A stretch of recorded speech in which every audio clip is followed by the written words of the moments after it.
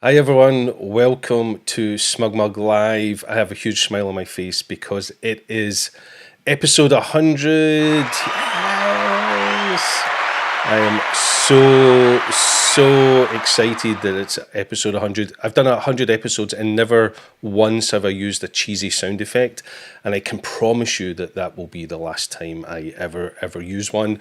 But I thought we'd have a little round of applause, not just for me, but for all of you who have joined me over the last 16 months and stuck with me, had some fun, been motivated, been inspired, and just been a huge part of everything we've been doing here at SmugMug and Flickr. And of course, SmugMug Live is brought to you, as always, by SmugMug and Flickr. If you're looking for somewhere to showcase your images to the world, to have an incredible e-commerce solution, and have a wonderful and super robust cloud storage solution for your images, then please check out everything we have to offer at smugmug.com. And of course, if you want to be part of the best photo community in the world, check out everything we do at flickr.com. I can't help but continually look over at my little chat window because it's going absolutely crazy at the moment. Thank you all so much for your support. Let's see who's joining us, because there's a bunch of you. Sandy is joining us from Troy in Michigan. Douglas is joining us from Lancaster in Pennsylvania. Jim Lafferty's here as always. Hi Jim, how are you? Joining us from Canyon Lake. Randy Pollock's back in the house from Tennessee. Hasn't missed many of these. Well, I'm so honoured and privileged that you've spent so much time with the show over the last few years. Of course, Morrow is joining us from Slovenia. Hey there, how you doing, Morrow? Anthony's joining us from the UK. Ian from Austin. Oh, Carol. Hi, Carol. How you doing? Joining us from New York City. Many of you might know Carol, as she's our Senior Manager of Community over at Flickr. Patrick is joining us from Lincolnshire. Porstein is joining us from Reykjavik. Apologies for the pronunciation there. Mike says, happy 100 episodes. It's been a great journey. All the best from Mike in Aberdeen, Scotland, very close to home. Thank you, Sandy. I really appreciate it. Oh my goodness, Joel's in the house. Joel Robinson. Joel, thank you so much. Really appreciate you being here. In fact, you have a little cameo coming up very soon as we look back at some of the episodes from the previous years. Gary Monroe, I heard there were Centurions here. Indeed, Gary, you've been a great supporter. Thank you for joining us. Thank you, Carol. It means a lot. Congratulations on 100 episodes, everyone. And Alastair, yeah, this is all about everyone. It's all about you who have joined me on the show. Patrick, thank you so much. Dawn, thank you from San Antonio in Texas. I love San Antonio. Beautiful part of the world. Spent a lot of great times in San Antonio. Oh my gosh, I don't think I can keep up. There's so many of you joining. Marilyn, you get a shout out because it's your first time. Where have you been? You're 100 episodes too late, but you are very welcome, and I'm glad you're joining us from Oklahoma. So yeah, what are we going to do today? Well, it's all about celebrating 100 episodes, and I'm going to have a little look back at some of the incredible guests and episodes we've had over the last 100 episodes, 16 odd months we've been doing this. And this all started off, as you're all well aware, about staying engaged, being a community during the pandemic, making sure that we stayed motivated and inspired, and also hopefully that we could all learn something while we were in lockdown. It looks like we're beginning to get out of lockdown eventually. So hopefully the coming months will be very different from what the last 16 months will look at. So hopefully everybody stays safe and well in the months ahead. But yeah, it's been quite a trip. It really has. It's been such a thrill to have some of the most amazing guests that I've been so honoured to have on the show. We've had hundreds and hundreds of thousands of views of the show over the last year. And yeah, I just can't help but be over the moon with what has happened over the last 16 months. So I also mentioned that there'd be some giveaways. So I'm going to give away some SmugMug subscriptions today. And for those of you joining me live, unfortunately, if you're not watching this live, then you missed out, because I want to celebrate those people that have joined us live. So if you're watching live, you can win some SmugMug subscriptions and also some Flickr subscriptions. I'm going to give away 1 year of Flickr, 1 year of SmugMug as well today, but you're going to have to wait till the end of the show. See, there's a hook. I'm learning all about this YouTube stuff. Get people excited and then make them wait till the end of the show. That's what it's all about. Tim, thank you for joining us all the way from Kenya. Thank you so much. So good of you to be here. Nick, hello from Manchester, the UK. Been catching up on old episodes, and SmugMug's site is live thanks to the heroes and you guys. Well, thank you so much for being part of the family, as we say. So that is all wonderful news. So what I have lined up are some small snippets of previous episodes. I picked some of my favourite moments. I also went right back to the beginning just to see what the transition looks like from when I first started to where we are now. Things looked very, very different when we first started way back when. And yeah, it's not quite as polished as it maybe is now. I'm not saying it's perfectly polished, but you know, it's where we started. So we'll look at some of those early episodes. I picked some of my favorite guests. I couldn't pick everybody because, you know, there's just been so many episodes. We'd be here all day if we were to look back through them all. So I've picked some of my favorites and some funny moments. I should probably do a sort of blooper roll as well of all the kind of funny moments and outtakes, but there's no outtakes because it's live. So that's where we're at. You can probably tell I'm excited. I'm waffling away here, chirping away because I'm so excited. So we're going to get started. But before we get started, you can do me a huge favor that, you know, hit that subscribe button, hit that little bell notification, give the episodes a thumbs up. All those things really support what we do here at SmugMug and Flickr on this channel. It helps other people get to see this channel. YouTube will suggest it to other people. The more thumbs up and the more you know, likes and subscribers we have, and it lets other people find the wonderful guests that I've had on the show, and also the tips and tricks that we've given along the way, because it's not all been about guests. There's a whole playlist here on SmugMug Live which is just tips and tricks, where it's me giving you some insight into how you can best use our products. So if you haven't seen those yet, I know some of you are saying it's your first time here, then go check out those tips and tricks episodes and really get to know how to use SmugMug and Flickr, and we'd really appreciate that. So now that we've done all that, let's get started. And the first video I'm going to show you today is a small clip from a wonderful guest that I had on the show very early on, Michael Shainbloom. Michael is an incredible landscape photographer, time-lapse genius. And if you head over to Shainbloom.com, you can check out all his wonderful work that he has over there. But he really is one of the best time-lapse photographers I have ever seen. So hopefully the technology is going to work.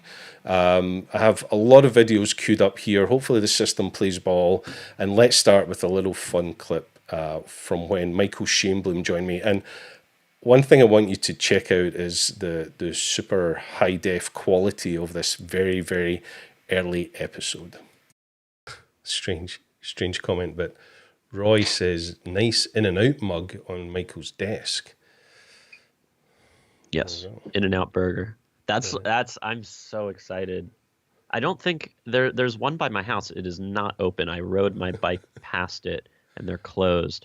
But once quarantine is up, I'm gonna get a burger. I don't think it's nearly as good as the other mug that's sitting there. I recognize that other mug.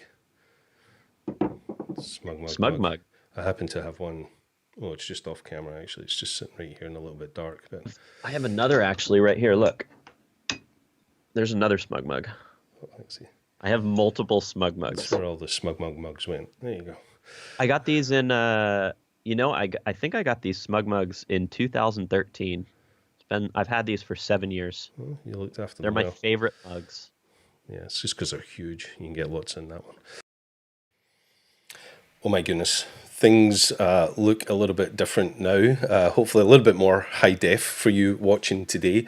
But it was such a blast having Michael Shainbloom join me for one of our very episodes. That was way back in May 2020. I'm hoping he's had his In-N-Out burger by now. I'll have to touch base with him and find out if he's managed to get his burger. But I should have made one of the prizes for anybody who could tell me how many times we said the word mug in that little clip, because it was a lot. Yeah, literally mugs everywhere. You're right, Carol.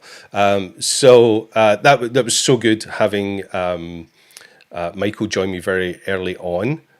Same hat for you, says Nick. Yeah, I have many hats, but this one, I don't know, this is one of my favorites. I am a man of many hats. And you'll be surprised, there are actually some episodes where I'm not wearing a hat at all. So keep an eye out for those. Right, next up, he's already said hello to us in the chat. I hope he's still here. Joel, one of my favorite people in the whole world, Joel Robison, an incredible photographer, incredible human being, and an incredible Flickr pro. His Flickr account is just full of incredible images that he creates, and these conceptualizes and creates these incredible stories. If you're not familiar with Joel, go check out his Flickr account, Joel Robison. Just incredible work, especially the stuff he's been doing during lockdown and quarantine as he's traveled back and forward between Canada and the UK. But Joel joined me way back in May last year as well. So here's another fun little clip from conceptual self-portrait artist. How much of it is, you mentioned your title changes some days on whether you're doing photography work or whether you're doing editing and Photoshop work. So how much work typically goes into an image, or are they all heavily Photoshopped? Some are more than others, for sure. I think it depends on kind of a lot of factors. One of the primary ones is how lazy I'm feeling. I'm pretty highly motivated, but I'm also pretty easily dismayed from going out in not the best weather. So if the weather's not great, then I kind of think, okay, what can I make without having to go outside? But I think it changes, and I think when I first started, it was definitely more of, I would go out every day and I would take my camera and I would shoot something every day and come home and edit it every day. So it was much more of like an evenly half and half. Like everything was pretty evenly balanced. And then I started to kind of learn more techniques and skills in Photoshop, and I realized that I could create things without having necessarily to go out and find the locations. I could build them myself. I could, rely on that other side of art, digital art. And so now it kind of varies. There's some times when I create something and it kind of just plops together in Photoshop, and it almost surprises me how quickly that came together. I was like, I feel like a fraud because that took 20 minutes, and I feel like that should have taken me a lot longer. But I look at it now, it's my job, but it's also something I enjoy doing. And so when I'm in the mood to want to make something, it's like sort of enjoyable time. It's just, I get into it and I listen to music, and I just have no expectations really of what is going to come out at that time. And sometimes it works and sometimes it doesn't. And I think that's the key to doing anything that you're doing creatively, is the first step is to really enjoy what you're doing. If you don't enjoy it, then it's hard to sell it to anyone else. And I think now it's been a good test. When we were in kind of that heavy lockdown period, I was getting pretty desperate of like finding places around the house that like people have seen this part of the house a lot, so I have to try and like Photoshop in some more landscapes. And it was a good test for a few weeks there of like, how good can I stay creative when I can only go outside in this little 10 by 10 patch of grass. So Connor asks, do you storyboard your photos beforehand so you can get the right proportions and angles, or do you sometimes just have some random photos and see what comes from it, or both? I think I'm a mixture of both. So there's like two halves of my creativity, and one is hyper hyper organized. So I've got like a notebook here that's full of like drawings and full of mind maps. I'm a huge mind map fan, so I sort of just dump my brain out onto pages because I'll forget it if I don't. And so that half of my brain is like super organized, where I know exactly where I want to shoot it. I know exactly what I need to bring with me. I know exactly what, you know, lenses I need. I know exactly what angle I need. I know everything. And when I shoot those images, it feels much more of like a puzzle being put together. So I have the finished idea. I'm just piecing the puzzle together. So I'm, you know, shooting it at the angle I know I need to do. I know the routine. It's like a, you know, a choreographed dance to try and get it all together. And then at the end, it kind of pieces together. And I feel like those images are some of my favorite ones because I have the visual and it's like a game to try and match it together. But then the other half of my brain is like spontaneous and like, let's just make something. And sometimes when I'm feeling particularly like creatively uninspired, I'll just fill my backpack with like the most random stuff I can find, which in my collection of things is a pretty random list. So I'll just put like, you know, a teapot and light bulbs and paper boats and, you know, keys and whatever I can in my backpack and just go somewhere and just start to see what happens. And like, let's see what it looks like if I do this, and, you know, what story could I tell using this? And it's like a little bit more of an organic way of creating because it's less produced, it's less like thought out, it's more like spontaneous. Yep. And that can be really fun as well too, because I think you then realize you rely more on your environment and you rely on your own knowledge of your camera and what you have and the lighting and the environment that you're in. And I like both of that. I like doing both of those. And I think now I have my own stock library of like tons of random things. So even if it gets down to it, and if I'm, you know, sick, or if I'm at home in Canada and it's -30 and there's no way I'm going outside to photograph anything, I have like a library of images that I can like piece things together and build something on my own, which is nice as well. So I always advise people like photograph everything. Take pictures of everything. You never know when you're going to need it. There's no excuse not to now with digitals, exactly. Right? It doesn't cost us anything. So exactly. We spoke about elements and adding things and buying little ladders from IKEA and carrying teapots and all that kind of stuff. What about you, though? How do you photograph yourself? I mean, we've saw images of you sitting on things, crouching on things, kneeling under things. So do you have a library of lots of Joel poses? I feel like I have to put them in a folder that says like delete when I die. Because some of them are pretty, I mean, I delete the bad ones because I'm like, no one ever needs to see these. Some of them are really funny because out of context, they look like I'm an absolute crazy person. Because sometimes the angles you have to stand at or like do, it just looks very odd.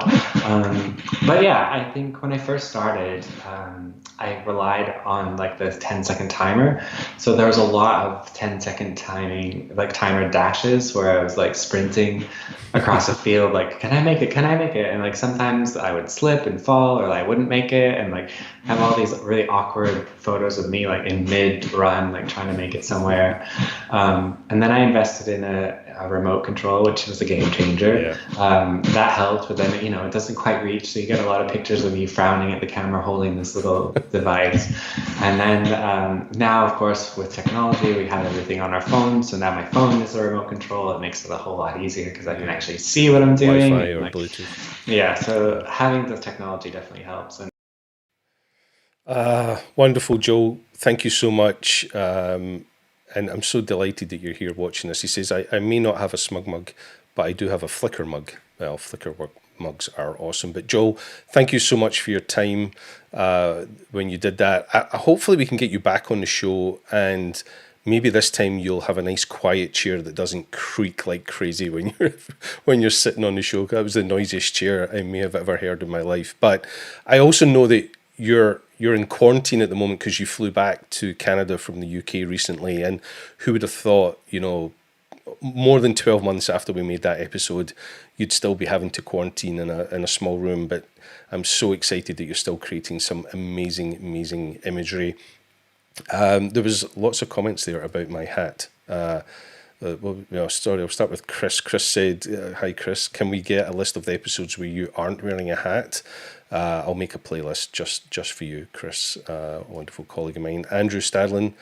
Wonderful to have you here, Stads. I'm with Chris. I don't think I'd even recognise you without a hat at this point, Alastair." And then Gary said, "I wonder if Alastair without the hat is like Clark Kent without the glasses." Yeah, Superman. I wish. It's funny how I'm so known for wearing a hat. Like, don't other people wear hats? I know I always wear a hat, but it's just to stop the glare from my very, very shiny head. Sandy, you have made my day. I'm going to go back and watch the Joel Robinson episode. Sandy, that's more than I could wish for. If some of these little clips today inspire you to go watch previous episodes, then I am over the moon. Oh my goodness, Joel says not to brag, but I also have a Flickr beach ball. I don't have a Flickr beach ball. Stads, Letitia, do you have Flickr beach balls? I know you're watching. That sounds like gold dust right there. Flickr beach ball, wonderful. But Joel, we'd love to have you back on the show. Really grateful for all the time you've given me over the last year. Not just on the show, but with many other things. Right, moving along, another wonderful dear friend of mine joined me on the show, the incredible Brooke Shaden.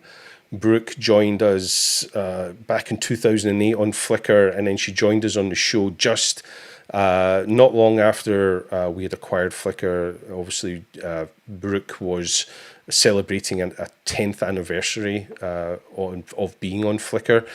So it was such a great time to look back at her 10 years and look back at a little film we'd made about her. But again, if you don't know Brooke's work, then you have to check out Brooke Shaden over on Flickr. Her work is absolutely incredible. Another sort of self-portrait conceptual artist. And we will play a little video now that I recorded with Brooke. A few years ago, when we first acquired Flickr, we were very fortunate that Brooke was also celebrating her 10th anniversary of being on Flickr, and we made this cool little film celebrating that anniversary over on the Flickr YouTube channel. You can see that.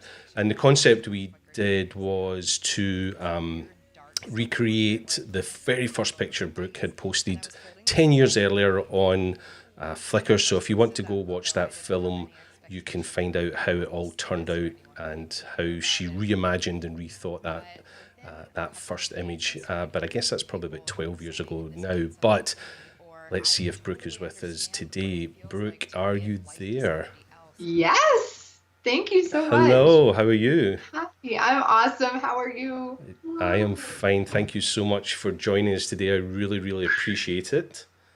Oh, I'm so grateful. I can't wait to do this. Yeah, well, it's typically we're somewhere cool hanging out in some part of the world, but like most of our guests, we can't be together. So yeah. I'm so grateful that you've agreed to come and be on the show today. Are you keeping well? Is everything okay at home? Yeah, things are great here, actually. I live my whole entire life in quarantine every day for the past 33 years that I've been alive. So it's pretty much business as usual here. So I wanted to give you this quick overview of what I do. And these are all images that I shot in the first year of creating. These were all shot pretty much in 2009, and that was when I started my journey. That was when I started posting on Flickr, and my first picture that I ever made is posted on Flickr from day one. That's what I did. I just shared on Flickr and nowhere else, and that was like my little home. So these were the types of images that I was posting, and I think like many of us, when you start on your creative journey, you don't really have a very clear sense of where you're going or what it means or if it's going to be your career or just a hobby. And at this point, it was totally just a hobby. I didn't know really what I was doing. I just had all these ideas, and I had just come out of film school where I felt so creatively stifled in some ways, because even though my school was great and I had a wonderful time making films, I just didn't like working with people, and I didn't want other people to sort of like mess up my vision, I guess. I mean, I can mess up my vision just fine by myself, so I didn't need other people to do it for me. And I felt like every time I collaborated, it was this frustrating experience of feeling like I didn't understand how to properly communicate what I wanted and then also feel comfortable in that environment.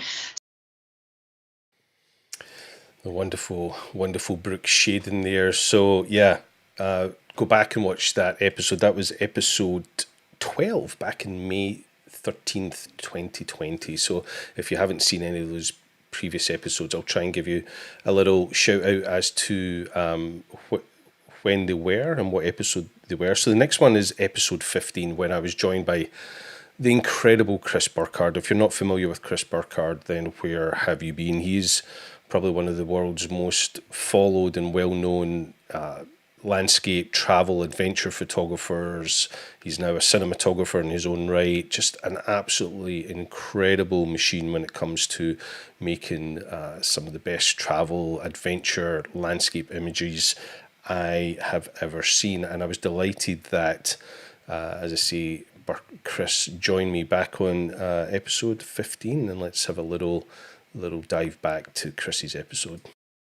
Yeah, let's go back in time a little bit. I know the first time you and I connected was, it's probably about 6 years ago now, when we made the film Arctic Swell, which was quite a pivotal moment, certainly in some of the marketing efforts we've been doing here at SmugMug. But I know I've heard you say that it was, quite a influential moment in your own career at that time as well, right? Oh my gosh. What's so funny is I've used this example of Arctic Swell, which for those who haven't seen it, it's on YouTube, it's on Vimeo. It's got, more than 1 million views. That example of making that film was so interesting because I've used it in a lot of workshops to share the importance of investing in a personal project, seeing it through in the hopes that it will benefit your career long term. And really, that's one of those perfect examples where it really did, it changed my whole career path, because I was doing great. I was busy and I had a lot of work. And what I've realized is, during those times when things are kind of busy and you could just float through your work, it's so important to take a moment, take a step back, and maybe discuss and or talk about what should I do to kind of further my vision or my career, or promote what else I'm doing. And that's what Arctic Swell was. It was a video about me in the Arctic shooting and my passion for these cold places. And long story short, that video didn't pay me anything. I did a free trip. I went there. I spent my time, and ultimately it was an investment of time. But it, had millions of views. It inspired more commercial work for me because it got out there. Because SmugMug really, who made it, they put a ton of PR behind it. And it got in front of audiences that I never could have myself, right? And then also my TED Talk, which was about really the same thing, about the importance of these cold places in my life, that was inspired by Arctic Swell. So I just cannot, express enough how important investing into these personal projects are that really help tell your story. Yeah, I remember when we launched Arctic Swell, and if anybody hasn't seen that, they can view it right here on the YouTube channel that you're watching this live stream on the SmugMug Films channel. Just as we were launching that and marketing it, you very graciously came to our headquarters up in San Francisco, and you did a presentation to the company and some Q&A with us. And that was when you first mentioned that it had led to you getting connected with the people at TED, and you were all excited about your TED Talk. But it seems a long time ago. There's a lot of water under the bridge since then, and lots of fun things you've been doing. Yeah, it's kind of a wild scenario where you look at how these careers have evolved and or how things kind of fall into place. And sometimes, at least in my career, it's been really important to take a step back, maybe take 5 to 10 steps back and look at where these things started from. It's so easy to be like, oh man, this TED Talk's so rad, but where did that start from? Where was the impetus for that thing to happen? And really, this was one of those scenarios. So I feel like I've been always trying to trace these things back. So yeah. The wonderful Chris Burkard and Morrow, and he says, love SmugMug films. Yeah, we're very, very proud of the SmugMug films that we make. And as I mentioned in that little clip, if you haven't seen them, you'll find them right here on this channel that you are watching this live stream. So go check out all our wonderful, wonderful SmugMug films that we have there.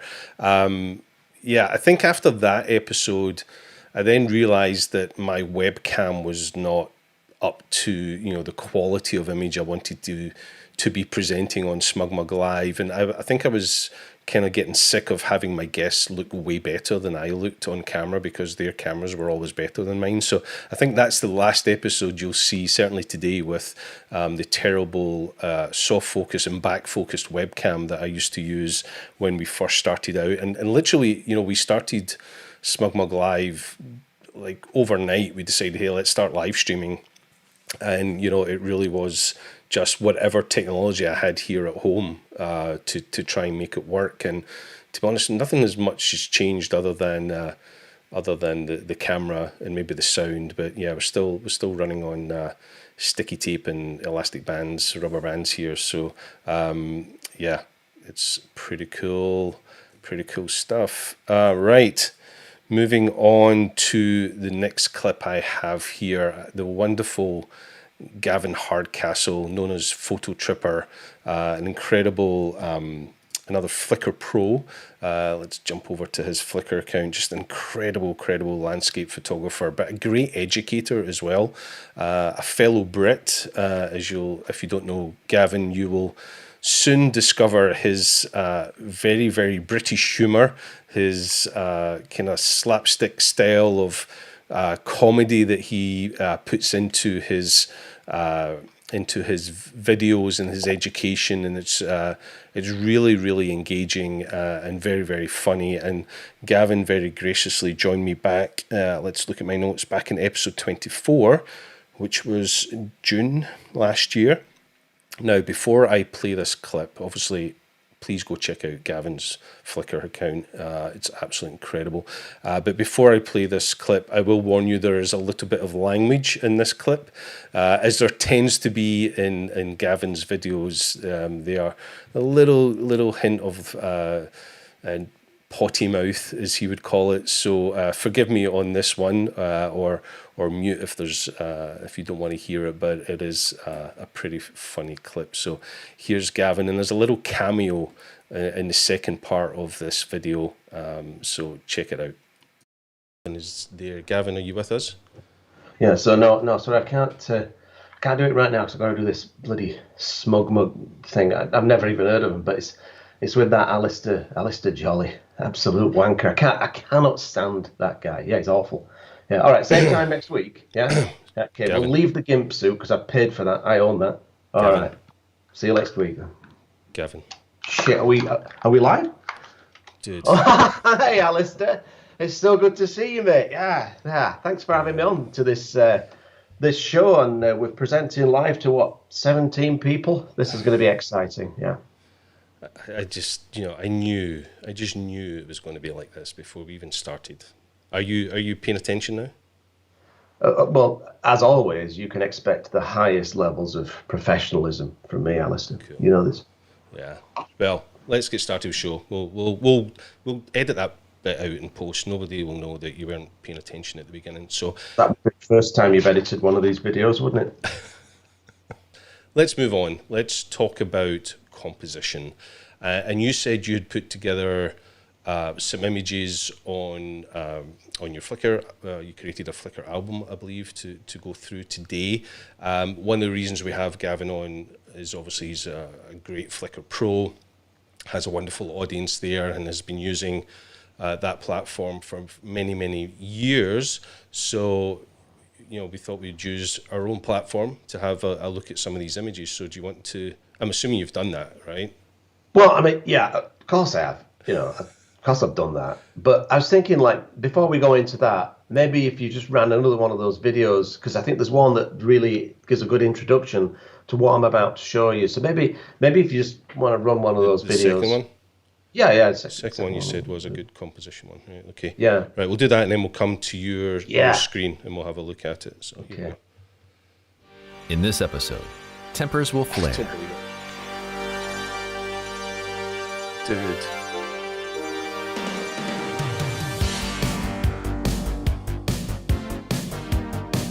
She lost me. She doesn't like you. I knew you'd get it.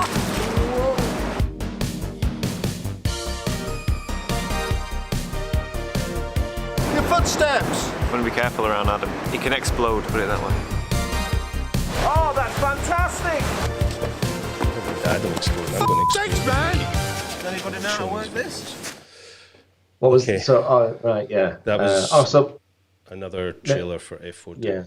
So maybe that wasn't the one I was talking about. But I tell you what, I mean, I will definitely get onto some composition stuff. So I am ready to share my screen now. If you, I've made sure that all the obscene stuff is not too visible. Oh, there he is. Oh, Let me see if I can get. Hang on, I need to get him on screen. Look at that Hey! handsome fella. Right, thanks, Gavin. See you soon. Gavin. Hi, I'm Michael. really sorry for the schedule. I know you had to book him instead. I really apologize for that. I know it's been a nuisance having to deal with him.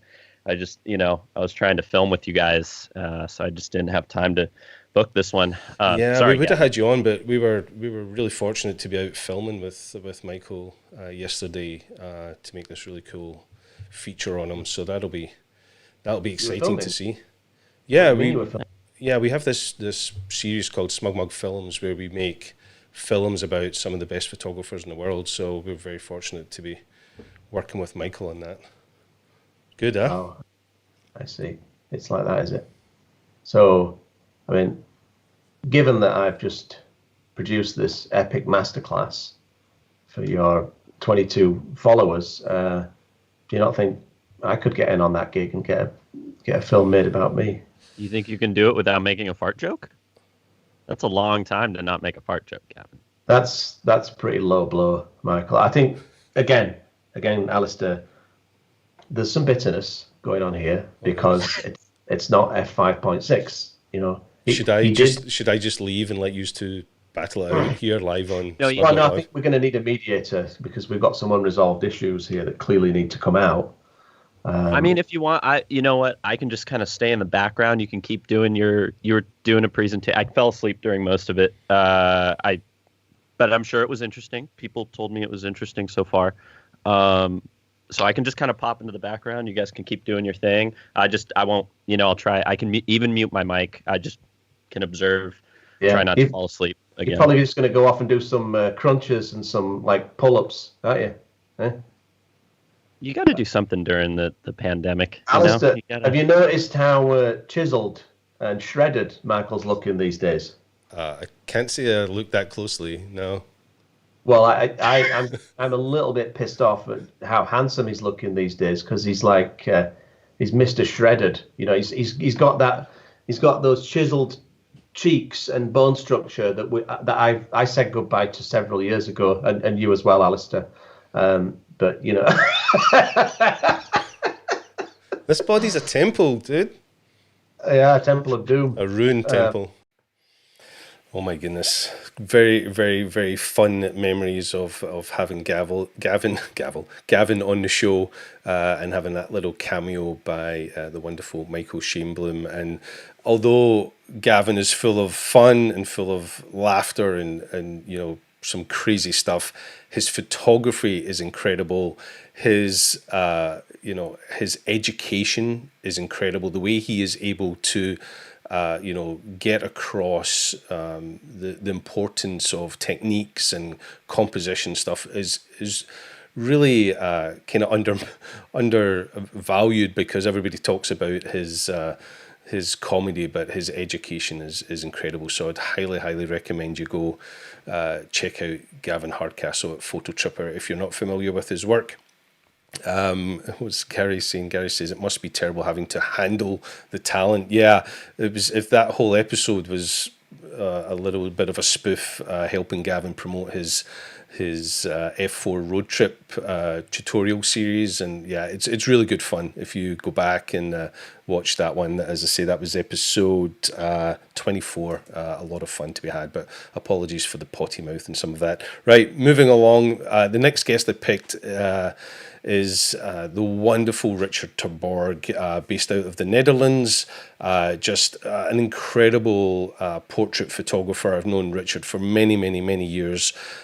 Typically bump into each other at trade shows around the world, but not recently. But he joined me on the show. We spoke about a lot of his commercial work. We spoke about a lot of the work he'd been doing during lockdown, where he got some commissions during lockdown to photograph his local community, but at a social distance. So really, really interesting conversation. But right at the end of the episode, there was a question came in about some of the images that Richard creates to celebrate his birthday. So I put together that little clip, and we'll watch that now. Right, I'm going to ask one last question here. Oh, this one is a good one. Oh no! No, only because I know the images. We weren't actually going to talk about these, but this question relates to some of my favorite images you've ever taken. Okay, so are we going to go there? This question is from Claudio, and they ask, please tell us more about the self-portraits in your webpage. They are amazing. So these are your birthday. These got to be your birthday images, or let me screen share this. Yeah. Let's screen share these selfies. I hate my birthday. I don't know why. I've always hated my birthday. And for my first birthday selfie, the reason why I started building selfies as well is because of Flickr. I was uploading my images to Flickr every day. I was shooting a lot of flower, a lot of nature. I was talking to a lot of people, communicating. And one day, after 3 years of uploading every day, I didn't. And people started messaging me from what's wrong? Why aren't you here? Are you okay? And I thought like, oh, people actually care and they want to know what's up with me. So that's when I also started creating selfies to update people what I'm up to. Yeah. And for my birthday, the same thing, right? So my first Flickr birthday post was me holding up a few fingers and making a 27. Hated that image. And I thought, okay, next year when I turn 28, I'm going to make something really more interesting. So at 28, I made this one. At 29, I made this one. A slow drag to 30. 30. I need to teach myself how to shoot something white on white on white on white. So wearing a white shirt, having a white tablecloth, having a white backdrop, and still seeing the corner of the table, the backdrop, and my shirt, and the plate. So every selfie is teaching me something. Teaching me top view angle, teaching me side view angle, teaching me lighting, how to light something if you're looking at a top angle, looking down. 33. 34. 30. Oh, I'm missing 35. Oh. I haven't put it on my website yet. I haven't put it on. So they just get darker and darker. But the reason the birthday selfies are so dark is really just because you hate getting older. Is that you hate birthdays, right? Pretty much. And I gave it a title, Happy Bloody Birthday. Yeah. So the bloodiness kind of just stayed stuck into the happy into the happy bloody birthday. But the foundation of all the selfies is just to learn, right? It's just a learning technique. It's all just a learning experience. It's the white on white on white. It's the disappearing of the camera. It's the newspapers in the background. How does that look like? If I play with text in Photoshop, can I get it to look like it's actually been put on the paper and not Photoshopped? Pretty much every selfie I make, even this one, is figuring out how to mix sunlight with candlelight, with normal light, and with flash photography. So how to balance 3 to 4 different light sources into one image. And instead of it making it a boring image of me just standing there taking a selfie, I just try to fill in my screen as much as possible with random stuff to make it a little bit more interesting.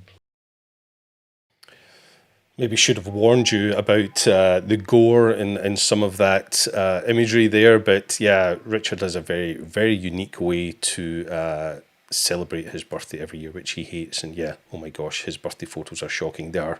But incredible how he uses that as an opportunity to learn and to educate himself. Right, who's next on my list? The incredible Alan Schaller. Again, head over to Alan's Flickr account. It is an incredible body of work. One of the best black and white street photographers that we know, and we've made a SmugMug film with Alan, so you can check that out here. But Alan joined me back in episode 25, so let's hear from Alan right now. The moments you're capturing are fleeting, and there's one trick to recognize what you want to capture. The second trick is then having done the practice so that you can capture as that fleeting moment's happening. Yeah, and the trick is pressing the shutter when the event is occurring, rather than recognizing the event and then going, oh, I should take a picture now, and then taking it. It's kind of a preemptive, and then getting everything in place for when something does happen that you're there at the same time. And it's like a matter of milliseconds often between Absolutely. something being good and something being just not quite. And I've got a lot of not quite photos, believe me, in my portfolio. But we all do. I have a lot of. Yeah. That was almost perfect. Yes. I was speaking to a photographer, Christina Mittermeier. Mm-hmm. She's a Nat Geo photographer, yeah. and she said the better photographer, the bigger the trash bin on the desktop. You know, the more files in the trash bin. And I thought it's probably true. That's like my favorite phrase is, you know, when someone says, "Oh, you were so lucky to get that shot." I was like, it's funny. The harder I try, the luckier I get. You know. Lucky would be dropping the camera and it going off on its own and taking a great shot. Yeah, absolutely. Yeah, I mean, I always get, you know, I get told a lot, oh man, you know, I'd love to have I wish I had a Leica, you know, or like, love that photo, you know, but basically attributing the camera to, and obviously to a degree, the tool that you use is very important, but they certainly don't work on their own. No. I can't just let it go around the block and take some pictures for me and then return, which would be nice. That's when someone says, that's a great picture, you must have an amazing camera. Yeah, exactly. Yeah. So this shot, this was in the British Museum in London, and it took quite a lot of planning, and I recognised that I wanted to do a shot like this a little while before it was possible, because the sun had to move around, and so it took like a couple of months before the sun was in the right place so that I could shoot from the balcony I was wanting to do the shot at and actually capture it. I managed to get the shot in the end, and I'm happy with this. And it's funny because it's the shot that took me the longest to actually achieve, but it's the one that tends to get used the most for, you know, any press for exhibitions or something. They tend to use this picture as an example, as the lead image. So it's a great shot. One of my favourites of yours, actually. It's a weird shot. It's just a bit weird, isn't it? Yeah, I like that. It's something different. And it was shot like that. It was shot framed like that. So I was actually looking through the viewfinder for it, and I was using the rangefinder patch in the middle to line up the shadows. And it looks remarkably boring if you look at it from the other side. It's like, I wonder how many people are tilting their heads at this moment trying to have a look at it. Well, the funny thing is, I remember I did a show somewhere. Where was I? I think I was in Asia somewhere, and I got to the gallery and I was looking at all the pictures and everything was great, and then this one was hung up but the wrong way. It was on the side. Oh, they hung it correctly. The natural orientation. And that's happened like 2 or 3 times now, which I think is quite funny. But and then we flip it, and they go, "Oh yeah, get it." The wonderful Alan Schaller. Just love his work, and a few of you are shouting out just how much you love black and white photography. Right, moving on to something very, very different now is celebrity photography. And I was very honoured to be joined by the wonderful Matthew Jordan Smith, all the way from Japan. He joined me back in episode 31, which was July last year. So let's hear from Matthew Jordan Smith. Okay, I'm going to share your screen now. And beautiful. I'm sure everybody will recognise this first image that you have on screen. Who's that? Is she a celebrity? It's funny. So this is Oprah Winfrey, who's a huge celebrity in America for sure. But when I moved to Japan, I found out, and I was showing my work, people didn't recognize her, and I was shocked by that. But then you think about it, she's a big celebrity in America because of the talk show, but not so much because of movies. And for that reason, people in Japan don't really know her. Right. So when I show my work, I don't really show so much of Oprah, but I do show that in the States. Yeah, of course. Yeah, I'm sure throughout Europe, everybody knows who Oprah is as well, and in the US. How many times have you photographed her? Oh, about 4 or 5 times in my career, from like the 90s up until current day, which has been funny to see how her career has gone. When I first photographed her, there was no old magazine, and she wasn't as camera savvy as she is today. So it's funny just to see that transition of a person going from that place. So I've shot her for mini covers, never for old magazine, which is funny. I've never shot her for old magazine, but I've shot her for other magazine covers throughout my career. That's been fun. Have you seen, you said she wasn't as camera savvy. Have you seen her change in front of the camera? Does she need less direction now, or? Oh, yeah. Yeah, much less. I mean, the first time I shot her, we worked all day on a photo shoot. And then it turned to being like I'd only have 15 minutes for a photo shoot. But in 15 minutes, she could get great images like that. So, number one, she has a great personality, period. She has this aura in front of a camera. But at first, for a still camera, it was different for her. Today, it's not. Today, she does a still camera and of course, being on camera very easily. Yeah. So, it's cool to see that transition. Yeah. And this is Queen Latifah. Queen Latifah, who I've also shot for quite a while. And it's great seeing her. She is just, a great energy, singer, actor, activist. She does it all as well. Amazing personality. So it's great always working with her. I've shot her for different ad campaigns, actually, probably more ad campaigns than anything else, because now she does everything. And then Tyra, I've shot her my entire career, from the very beginning of her career and until, recently. And we're good friends. We kind of grew up together in photography and in the business. So I could very easily show, 500 pictures of Tyra because we've shot that many times over the decades, But I love this kind of work. Yeah, the stuff you do with Tyra is incredible. And you can see, I think you can tell how much of a relationship you have with that person just looking at your portfolio with Tyra. It looks so comfortable. She looks so comfortable that it's great that you've kind of had that career together, photographing for a long time. Yeah, even done her show, even her top model show. I did that when it was live. I did the show like 6 times as a guest photographer or a guest judge, which is always kind of fun doing that stuff. Did you enjoy that? It still airs somewhere. What's that? Did you enjoy that? I loved it. I loved it, actually. It's kind of fun. Yeah, for sure. Getting you another side of the camera. For sure. And then I do a lot of advertising as well. It's usually in the beauty world, like, L'Oreal, Olay, places like that. But I also do other types of ads as well because, it just, those kinds of things comes to you. Yep. Here's for Farmers Insurance. Here's some of the Olay ads I've done. Those are always fun. I love doing these. Sometimes I put a celebrity in, like this one's Angela Bassett on the left, others on the model. It's normally a model, but every now and then they'll throw a celebrity in a beauty campaign or skincare campaign like this one. And then this is how my career started, and this is what I really enjoy doing a lot, and this is the beauty world. I do a lot of this. As a matter of fact, my next job here in Japan is a beauty campaign as well. And I can do this all day. This is how I started my career, and this is today what I still do quite a bit, and I absolutely love it.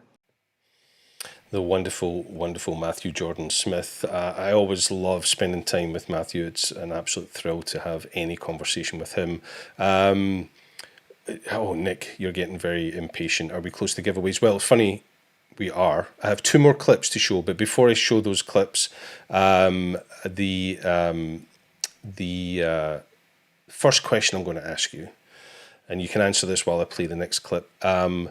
first person in the chat to tell me when my first episode was, what date that first episode was, and who my guest was for that first episode will win a 1-year SmugMug Pro account. If you already have a SmugMug account, I'll credit your account for a year. If you haven't got a SmugMug account, I'll gift you a 1-year SmugMug Pro account. So what date was my first episode of SmugMug Live, and who was my guest? The next clip I'm going to show you features the wonderful Amelia Davis.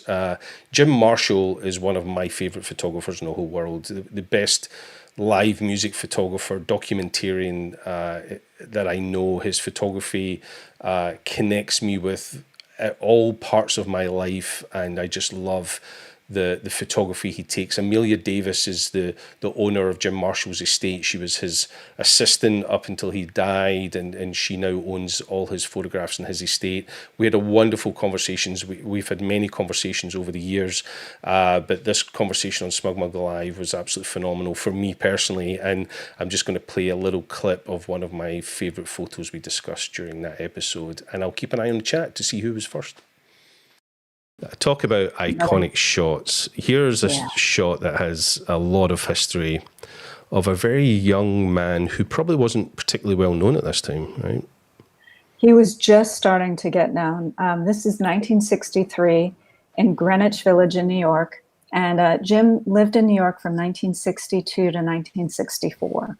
So this was during that time period. And 63 was a huge year. The 2 years, I was telling Alastair, that Jim was just photographing like crazy. It was 1963 and 1967 that just have so much an explosion of photographs.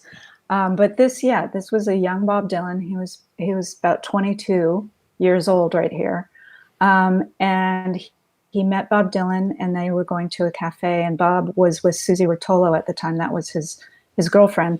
And they were just walking down, and Bob saw a tire and just kicked it, and there you go. Again, that's just the moment. It's not set up, and it was just that moment. It's amazing. It's very much New York of the time, with the litter in the streets, including in the cars, and an old tire lying about that Bob Dylan just happened to start rolling down the road while he photographed it. There's a lot of kind of urban myths about this photograph, right? People say it inspired Dylan to write Rolling Stone, but no, it wasn't. Bob, it wasn't, right? Said no. No. And it's funny because this proof sheet with all of the different frames on it, there's a guy in New York who actually gives walking tours, and he uses Jim's proof sheets, and he takes them to all the different spots where Jim photographed Bob Dylan, right, which is great. Yeah. But really just before he kind of Bob exploded on the scene, right? Just at the start of Bob's career. Oh my gosh, I just love the photography of Jim Marshall, one of my favorite photographers, and such a great conversation. I'm not sure how many of you paid attention to that little clip because you were all looking at the back catalogue trying to get the date for when my first episode was. Tim, you were straight in there with a little technicality. You said Vanessa Joy back in April 2020, but you didn't give me the date exactly. But I'm gonna let you away with it. Tim, I will reach out to you and I will get your free account. But Randy, long-time watcher of the show, you came back, you nailed it. You got me the date exactly, and Vanessa. So do you know what I'm going to do? I'm going to give you both a SmugMug account, a 1-year pro account. So pay attention, and I will reach out and I will find you both. So I've got one more clip to play. And sorry to those, a lot of you were correct with the date, but just not fast enough. So before I play my last clip, here's another question for you. If you were paying attention today during these clips, you may have noticed that when I have a guest on the screen, I am typically on the right-hand side of the screen and my guest is on the left. Did you notice any episodes where I was on the left as you look at it? No, the other way around. Sorry. I'm normally on the left. My guest is normally on the right. Did you ever, did you see an episode where it was the other way around and my guest was on the right as you look at it, and I was on the left. If you notice one, then give us a shout out, and I will get you a SmugMug Pro account. But the next clip is perhaps my favourite of all time. Apologies to all my guests. I don't have any favourites, well, except this one. The wonderful, wonderful Helen Sloan, a dear, dear friend of mine. Again, just an incredible photographer with an incredible story, because she spent the last decade being this principal stills photographer on a little TV show that you might have heard about called Game of Thrones. And I was thrilled that Helen joined me back in December 17th for episode 61, where the conversation was probably the longest conversation I've ever had here on SmugMug Live. We went for nearly 2 hours talking about the Game of Thrones, because everybody had so many questions for Helen. The TV show is so big, everybody wanted to know about the show and her photography. So here is a wonderful little clip from Helen. I see some of you in the chat there already, so it looks like we have some winners. But I'll play this clip with Helen. Pay attention to this clip, and then I will be back with another giveaway. But yeah, just love Helen Sloan's photography. You know, this is a photography show, and you're a photographer, so we should have a look at some of your images. Can I just say how delighted we are that your portfolio to the world is on SmugMug? Thank you so much for working with us. I love it. It was really, like, you know, just for the record, Al didn't ask me to say this, but it's like so easy to build that website. I literally did it in no time, and I've had so many compliments about it. I'm thrilled to be there with you. We're delighted, because it's an incredible portfolio. And, you know, there's so many fans of your photography, so to let them see it is incredible. So we've got quite a few galleries that we're going to look at today. We're going to start off with this portfolio that you call Stills, and we'll kind of ask some questions as we go through this. So they're just kind of a collection of images. They're not in any particular order. I don't even know if they're chronological or not. No, there's no way to order these. No. How many images do you think you took? Any idea how many images you took during 10 years of Game of Thrones? Well, I know that one of the peeps at Nikon said that my camera had more shutter actuations than they'd ever seen, and I know for a fact there's over 1.2 million photos. Jeez. Just from Thrones. That's a lot. It's wild, isn't it? It is. It's a lot of images, a lot of hard drives. It's a lot of not all in this gallery today, so it's okay. We're not looking at a million images.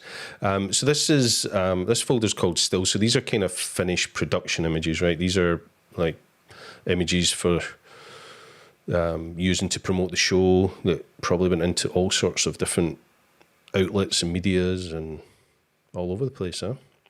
Yes, all over the place. I mean, there's just like there's when you get up to like a few seasons in, even in season 2, there was just this enormous demand for material. I mean, the amount of platforms that needed imagery, and all these places needed like different images. They needed images that were exclusive to them. It's like thousands of magazines, newspapers, websites, you know, and it's just so much pressure actually to be kind of going through the day with this.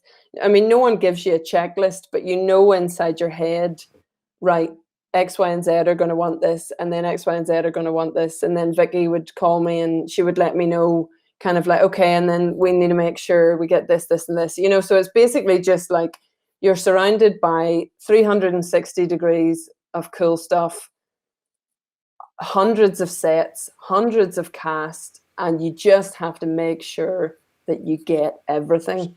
Question here from Sandeep, who asks, what was your most challenging shot and how did it turn out? Oh my God. God, I'm getting all this, like, all these, like, moments of, I mean, everything. It was like anybody who's watched the show, not you, Al, but anybody who's watched the show knows that it's so dark. Like, it's a moody, dark show. So my constant challenge was taken great photos of action in the dark. And I think in the final season, we did like 55 night shoots in a row. And it was all action, all gore, all murder, smoke, fire, snow, real snow, fake snow, and like hundreds of extras, a huge battle sequence. And it was the darkest sequence they'd ever done, because obviously it was for the mood, because something is scarier when you can't see it. And we were trying to kind of get into the characters. So like the audience at home had to not be able to see the zombies. You know, they could hear them, but they couldn't. So it was like 55 nights of just going, I need photos of this, like, and just pushing myself and my equipment to the limits, primes the whole time, obviously, high ISO, just trying to make it work. And I think that was really, that whole sequence of the Battle of Winterfell, or the Battle for Winterfell, sorry, was a massive challenge. Any of the battles, really. I mean, everything else is fine because it's just par for the course. But I think, yeah, the battle stuff was hard because it was, I mean, it's not like you've got really excellent stunt performers and really excellent kind of horse people. And so you're safe because they've made everything safe. But when you're in among loads of people in the dark, sword fighting, with explosions going off, and it's snowing and it's raining, and you've got your camera up and you've got very little peripheral vision, and everyone's running around, and there's like fire, you know, spraying up off things. And it's quite stressful because you really, in terms of the photography, you have to be on autopilot. You have to know exactly what you're doing without thinking about it, because your brain has to be able to do that while keeping your body safe. So you're kind of trying to make all this, you know, meaningful art that really captures the scene. Meanwhile, you're trying to stay out of everybody else's way as you do this mad dance across a set with horses and swords and screaming and shouting and fire and rain. And do you know what? Sounds I would do it all again. Yeah, I was going to say, you're selling it. It sounds amazing. Did you have any close calls, any moments where you thought, oh, that was a little bit... I remember, I'm quite afraid of horses, and I remember thinking as the seasons went on, this is the wrong job to be in if you're afraid of horses, because there's flipping horses everywhere all the time, dozens of them. Yeah. And during the Battle of the Bastards, there was a moment where I felt the horse's tail as it ran past. I knew we were safe, but whatever it did with its tail whipped me in the neck. And I had the big blimp up like this. Yep. You know, so the front of it dirty. No, it was a reflection. So I had the blimp up like that, so you can't see it. You know it's going to come past because you've carefully watched every rehearsal to make sure you're not in a dangerous position. But it just was this like, and I thought I was dead. That was it. I thought I was dead. I thought the horse had got me, and I could feel myself like sweating and kind of go, but that was fine. Oh my goodness, one of my favourite episodes, and I can see in the chat it was a favourite episode of many years. Right, we're almost done. Very quickly, for a free Flickr Pro account for a year, what does Helen call the housing that she uses to soundproof her camera? She just mentioned it there. Big housing she uses to stop the camera noise making sound on a live set. She has a little name that she calls it, so if you can get that in the chat really quickly. While I'm doing that, while you're posting in the chat, big shout out to remember to subscribe to the channel, hit that bell notification, that way, as I say, you won't miss an episode here of SmugMug Live, and you'll really support the channel and everything we do here. That bell notification is important, as it will make sure you are notified when we go live. So I would really appreciate it if you did that. The next episode coming up is on Thursday. I'm going to be joined by 3 photographers from Fujifilm, and we're going to do a live critique from the Fujifilm US Flickr group, where for the last several weeks they've been asking people to post their street photography pictures, and on Thursday I'm going to host that little panel of the photographers as we discuss 10 images that they have picked from that Flickr group, the Fujifilm US Flickr group. So go check that out. And yeah, we have some winners, lots of you posting. So Anthony, congratulations Anthony, you get a Flickr Pro account for a year. You're correct, she calls it the blimp.